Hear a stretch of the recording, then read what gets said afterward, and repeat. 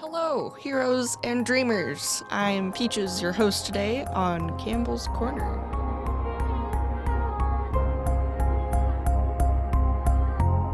How would you advise somebody to tap that spring of eternal life, that joy that is right there? Well, we're having experiences all the time, which may, on occasion, render some sense of this, a little intuition of where your joy is. Grab it. No one can tell you what it's going to be. I mean, you've got to learn to recognize your own depths. Welcome back, explorers. We're here for another Campbell's Corner. I have a new guest with me. This time is Young. Welcome, Young. Hi, thanks for having me. I'm so happy you're here. I'm so excited to talk. So this time, we're going to be talking about zombies, which, I mean, zombies are fantastic.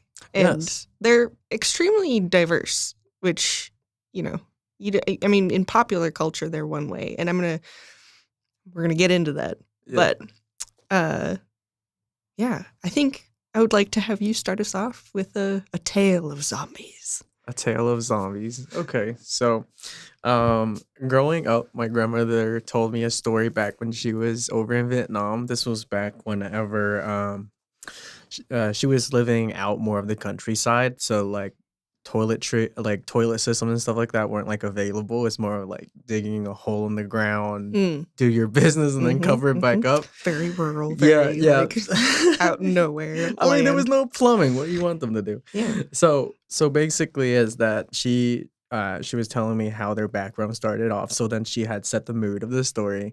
So then she As was any good just ghost story is. yeah. So she was just like, okay, so at night, whenever you go, when you have to go to you go number 2 at night. You have to be careful. You have to dig it deep enough, and then after you're done with your business, make sure you bury it deep enough.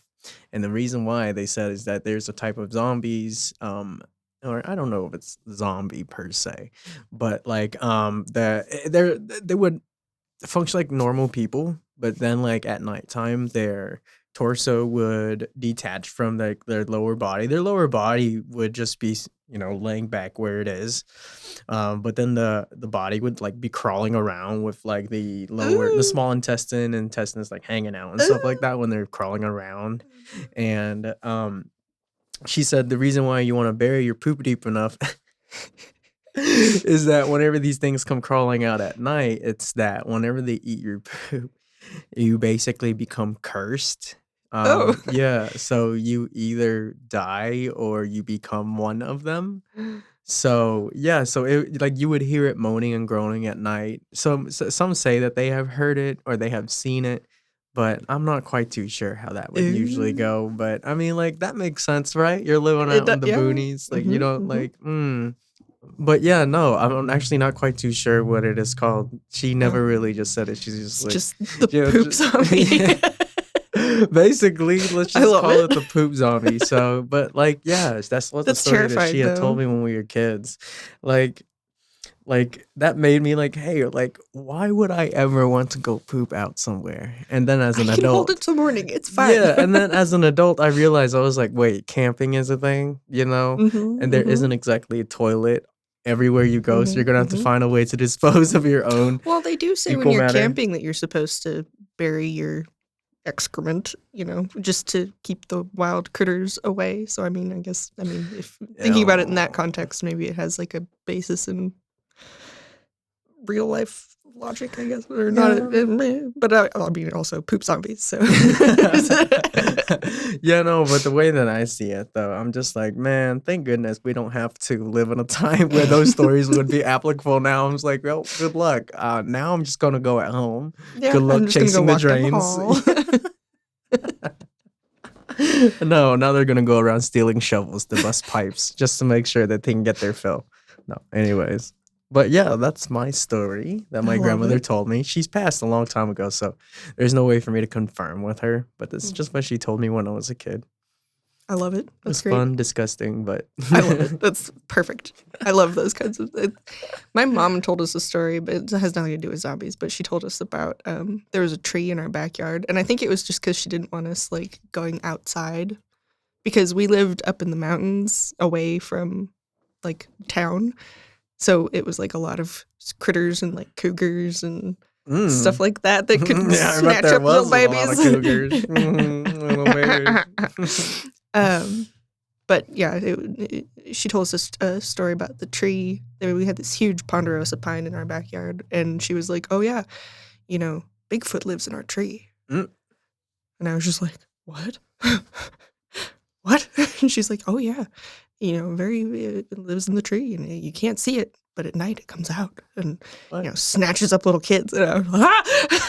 So, What kind of zombie? Like, it's a. well, that wasn't the zombie. Okay, so my zombie story. Oh, okay. That was just a random little thing, just like a cautionary tale from my backyard. Oh no. Bonus man. Bonus man. Hashtag So, bonus man. Like, I just want to talk about that a little bit. Like, how crazy? What did you think about that? Like when you were a kid? Because I was like, I would think like, how crazy is that? I would like to see this Well, I giant mean, hairy it's thing. like when you're that young and your parents are, the pinnacles of your house where you're just like, I believe everything that comes out of your mouth. Like, I believed my mom had eyeballs in the back of her head. Like, I was like, they gotta be there. It's a matter of like moving her hair so that we can see them. Like maybe like if she's sitting or maybe when she's blow drying her hair, one day we'll see the eyeballs in the back of her head because she totally has them. Nope. But no, of course not. But it's like, it's those kinds of things where it's like they tell you those and you take them at face value. And of course it's real. Of course there is something that lives in the tree in our backyard. Of course there is. And of course I'm not going to go out at night. Yeah, no. But I think that I probably would have panicked at night. Like that the way I thought I did with the stories my grandmother told me. So like at nighttime, I'm just scared. Not just like, not just like of like ghosts, but like other things that could possibly happen for no Yeah. freaking reason. Because I'm just one of those people that overthink even at night. I'm just like, oh no, they're gonna get me. It's not real, but it's gonna get me. I guess I never had that Wild kind of a imagination. reaction. Anytime anybody ever told me something like that, it was like, okay, well, I just don't go outside. Mhm. And then, okay, done. And then I kind of forgot about it. Introvert made. I just don't go outside. Done. I read books. Yes. Let's just never. It's okay. That's hilarious.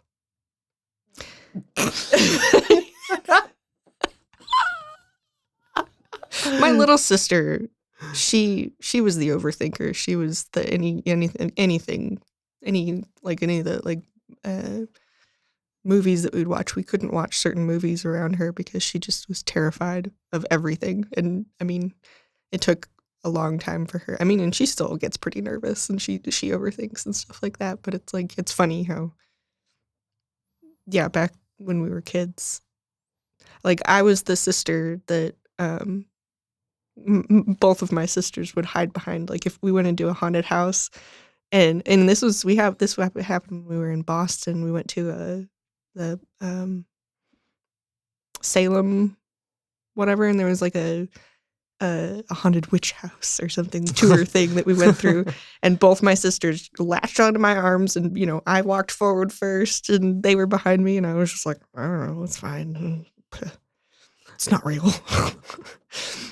But then, and scary movies, I'm fine, or but scary video games, I can't handle because that means that I'm in control and I have no idea because it's like it looks, I don't know what it is, but like it looks real, it feels real, it sounds real, and I'm like, I can't handle it. But how would you feel if you saw a zombie in real life, though? Let's hear your zombie story, ma'am. Oh wow, okay, yeah, all right. Okay, I'd like to hear what you have to say about what you believe about zombies growing up because, like we said, everybody have their, idea of what their background and culture is of what zombies were growing up. So I'd like to hear yours is because you said your family are usually we're from living in the mountains and stuff like that. Yeah. So, yeah. So, I mean, and living in the mountains, we had to, I mean, like watching TV was a big thing for us. Oh, yeah. Like reading books and stuff like that. So, okay.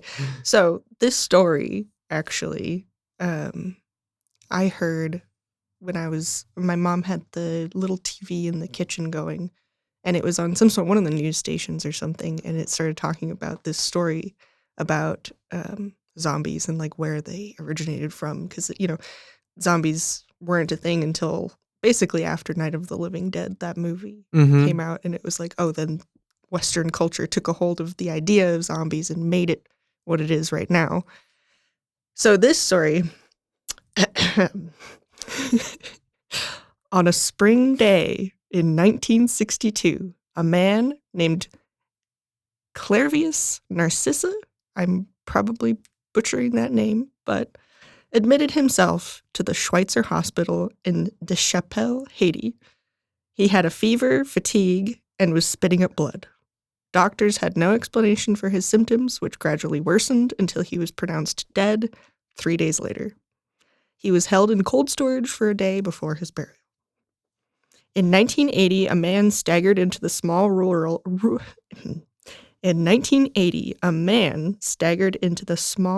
town of Lestaire, claiming he was Clervius Narcissa.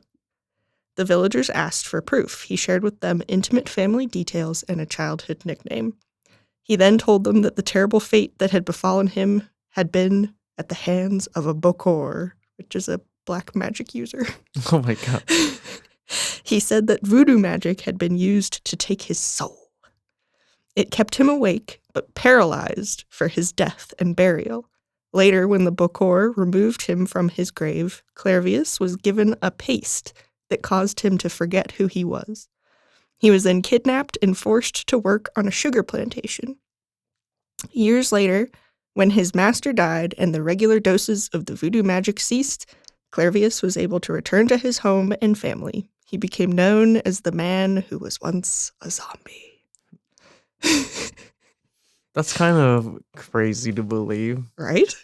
But it's funny how the origins of zombies started off with people who were alive still. And then the idea of them being undead came basically from the Night of the Living Dead movie. Huh. Yeah. Dang. Like, so, I don't know. Like, I don't think I want to really... Okay, so zombies was, like, a big thing in our generation growing up. So, like, all that type of zombie movies. Like, even from what we were saying, like, Hellraiser, that's basically a type of zombie. Mm-hmm. But, like... The Walking Dead, we had the Black Cauldron. There Resident was Evil, all Resident that good Evil. stuff. Yeah. So, like, we have different types of zombies growing up. Like, didn't know that it just came out of nowhere just from people just like, oh, what if we were...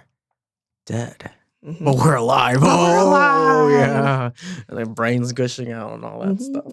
So I guess not all zombies have gushing brains or rot. No, indeed. Yeah. Right? And then how, like, the idea of it was all about the control and, like, making them your slaves to whatever devious ends you wanted them to be for. And then, like, whenever people, like divulge into, like, the idea of whether zombies have, still have a mind, still have, like, a mindset that they have in their brain, but, like, they can't act on it. It's just a voice in their head. So, I don't know. Yeah. I like is it The Walking Dead where they had that, what was it? I lost the train. Whatever. Well, that train has left the station. It's not coming back. But yeah. I like this story because it weirdly makes me think of my childhood. Oh, tell me about it. Well, no, just that I overheard the story because they started talking about just the history of voodoo and where this comes from, Haitian voodoo, and how, oh my goodness, and it's so, and Westerners and mostly European people are like, what on earth? Like, what is this? It's so, and the mystique, the terrifying, it's almost like how the ancient Egyptians became a fixation for people for a while. And same thing with these zombies. I mean, not to the extent that it was for, like, Egyptology or anything like that, but it's like there were people who went and were like, how is this? How are you keeping them alive but also dead dead in quotes to a certain extent? And it's interesting how the mystique kind of, like, carries this spooky factor, and the stories get taller and taller until all of a sudden you have Night of the Living Dead, and then you have this completely different westernized version of something that's not that. Rage monkeys. What are rage monkeys? Oh yeah, Oh, yeah. 28 Days Later. That's a great movie. I remember watching 28 Days Later for the first time, and I was, or maybe it was 28 Weeks Later, the second one, when the guy, him and his wife are hiding out in that farm, and I guess 28 Days Later started off with the running zombies. I think that's where the running zombies came from, and how, like, oh my gosh, that's even worse than. Oh yeah. Because Night of the like- Living Dead, they were all, I mean, they moved, I mean, you could outpace them in 10 seconds, but and that's the other thing, is the sheer numbers. I think that's the terrifying thing, is like, I mean, sure, you can run faster than a zombie, but they build up and it spreads, and then there's more and more and more. Yeah, like per zombie lores, some are like super slow and super like unintensive. Others are like super duper quick, and like other stories like I think it was Day of the Dead, something like that. Yeah, where the zombies like regained or they retained a part of what they were when they were human.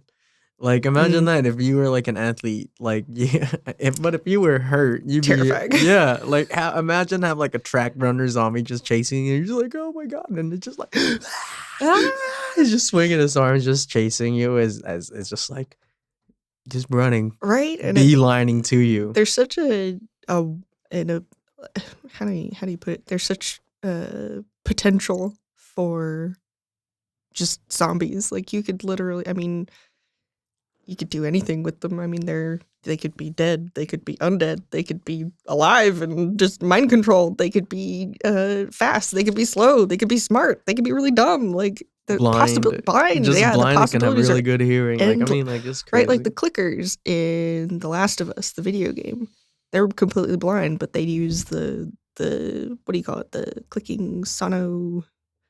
Echolocation. Yeah, where it's like, I mean, like, zombies are so interesting and so fun and so spooky, and like, it really, you could really delve into what terrifies people. It could be burying poop. Oh, man. Burying poop in the middle of the night could be terrifying for some That's people. very true. Like, I know, thinking about it now as an adult, I'm just like, man, what a story, Grandma. But still, it's like, I mean, it's terrifying, and it could be different for every person in every culture, and it's fun. And it's cool. I love zombies. Yeah, they agree. Zombies. Zombies. Sorry. Well, thank you for sharing your story with me, and for talking with me about zombies. I think that, am I forgetting something, Jazz? Don't forget the hashtag. Oh, that's right. Okay. Oh, no. So our new hashtag, I think we've come up with a hashtag for every episode. So I think, hashtag bury your poop. Oh, no. Bury them deep. Bury it deep. Hashtag bury 'em deep. Hashtag bury it deep. Perfect. And we'll leave that with you, dear viewers. Hashtag bury it deep. Hashtag bury your poop. We'll see you next time for another adventure into the lands of mythology. Bye. Bye. This chapter of Campbell's Corner was brought to you by the Possibilities Podcast platform.